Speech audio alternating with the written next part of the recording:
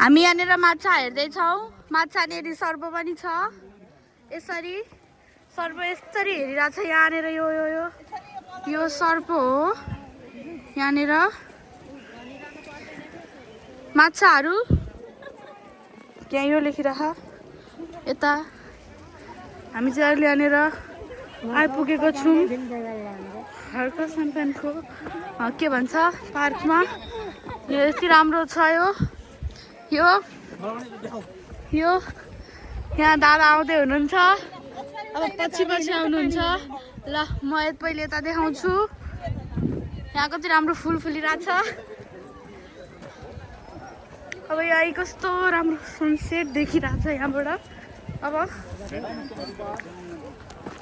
यसरी गरेर अब यताबाट मेरो पनि पालो आउँछ। अब म देखिरहेको छु यताबाट भनेपछि फेरि यतातिर देख्नुपर्छ। यहाँनिर हामीले देख्न सक्छौँ। अलिकति यहाँ हेर्न सक्छौँ हामीले। देख्न सक्नुहुन्छ। यता भएपछि यता यहाँनिर पुल छ तर पुल मुनि पानी छैन।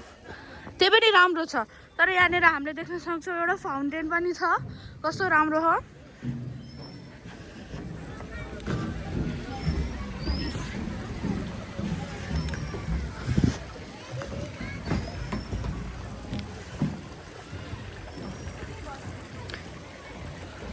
एउटा पुलनेरि चाहिँ कस्तो राम्रो यहाँनिर कलकल खोला बगिरहेको रहेछ। यो राम्रो सिन छ। यहाँनिर एउटा फाउन्टेन धेरैभन्दा पनि धेरै राम्रो छ।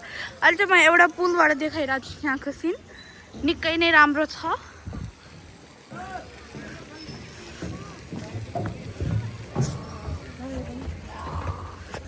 अब हामी यहाँनिर अलिकति अगाडि आयो गोर्खालीको पोस्टरनेरि गइरहेको छौँ।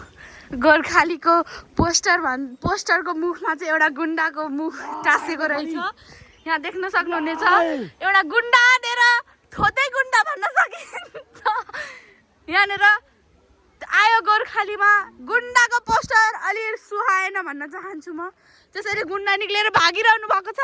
हेलो गुन्डाहरू यहाँ भ्यागो त रहेछ। कस्तो राम्रो त। ल यो भिडियो यहीँ इन्ड गर्छौँ। बाई।